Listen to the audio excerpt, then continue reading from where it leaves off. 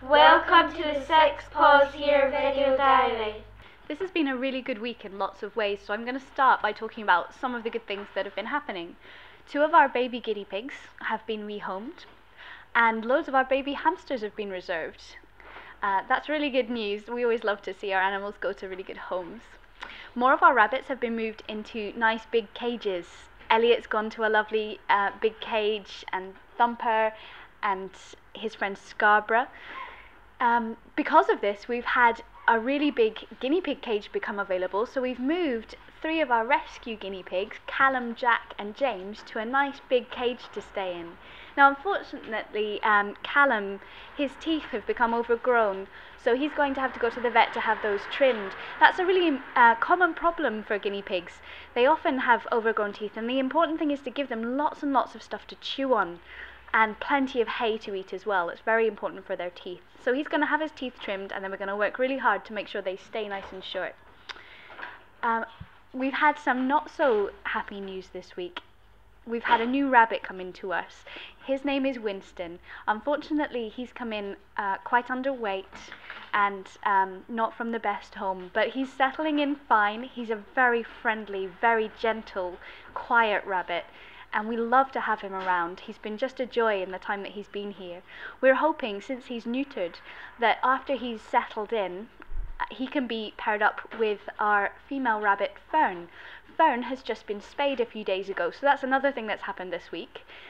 She's recovering really well from her operation. She's gone today for another checkup to just check all her stitches are doing well. She's having painkillers and special medicine every day to help her digestive system get started again.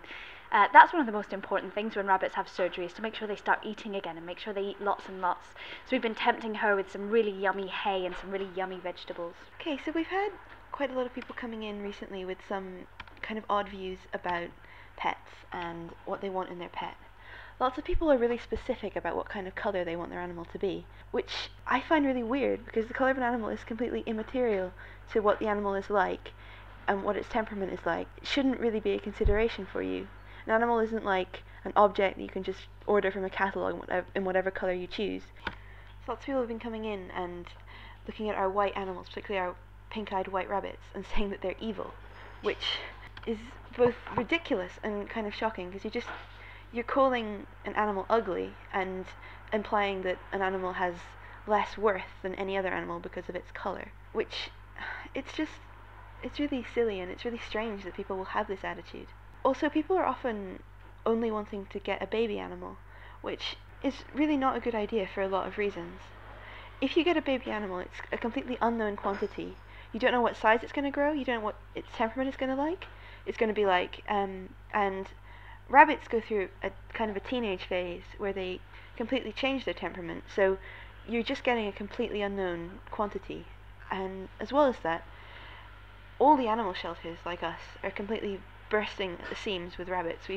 And all other animals, we've just got so many animals that need to find homes. So if you're getting a baby animal, you're essentially just taking a home away from a rescue pet that really needs it. As well as that, people often want to get the smallest animal possible, and the smallest animal isn't always the best for you. A baby animal can often grow really, really big, much bigger than you expect, but at the same time, getting a really small animal, like a really small rabbit, isn't going to necessarily be good for you, because really small rabbits, like the Netherland dwarfs, need just as much space as a bigger rabbit, and are often a lot less calm, whereas bigger rabbits are much calmer and much more suitable for children. Rabbits really shouldn't be picked up, so it's completely pointless to get a small rabbit thinking that you're going to be carrying it around, because they're just not going to want that, they're not going to have it. And getting a bigger rabbit is much more sensible, because then you can get down its level and talk to it. So what you should be looking for as a pet owner is the pet that's most suitable for you and for your lifestyle, which isn't necessarily going to be the animal you expect. It's not necessarily going to be an animal of a colour that you expect. It's just going to be the animal that's the most suitable for you. So what you should be looking for in an animal is that it's an animal that you can give a really good home to. Yeah. Having a pet it's a two-way thing. You get a lot from an animal. You get companionship and friendship and It's something that will enrich your life, but you should be able to enrich the animal's life as well. It's not just something that should be enriching to you. You should be able to give back to the animal, and you should only provide a home for an animal if you know that you're going to be a really good home and that you really want to give an animal the best life that you possibly can. Okay, today we're going to be interviewing two of our vet students. Some of the students from the veterinary school come here for their small animal placements, so we're going to be talking to two of them. So can you guys introduce yourselves and just say a little bit about yourselves first of all? Sure, I'm Jessica. I'm actually coming here from the United States to study. I originally come from Wisconsin, but it's such a good school that I applied when I applied to all the schools in the States, and I actually got in here, so I decided to come here for vet school in Edinburgh, and I'm having a wonderful time so far, but my exams are coming up, so that's pretty stressful. I'm Anna. I'm just going into second year, so I've already done 1 year of vet school and got through it. Just looking forward to starting again next week. Hey, so can you guys, first of all, can you tell me a bit about why you decided to become vets? I always liked biology and I liked the medical side of it, and I wanted to work with animals, and a job that's so varied would be interesting. So that's why I wanted to be a vet.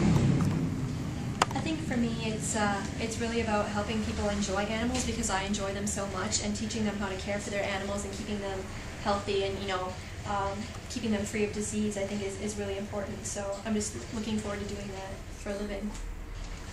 And what brings you guys here? Why are you here for the week? Actually, I thought it would be good, since I am studying for my exams, to do something that would be fun and interesting, and that wouldn't stress me out for exams, that wouldn't be too bad to do. So I looked up a bunch of other pet shops, and this one seemed really nice. I saw your website and really liked what you guys were doing here, so I called and decided to come out for a week. Great.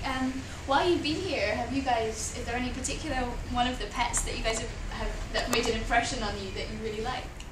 I like the ratties, because they're always interested and excited to be handled. They're great fun.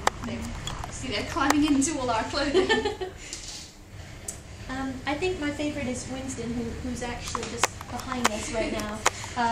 He's really sweet. He just came in yesterday, and he's so friendly and original, and I just really love how friendly he is and how he doesn't mind being pet, so I'm hoping he finds a great home.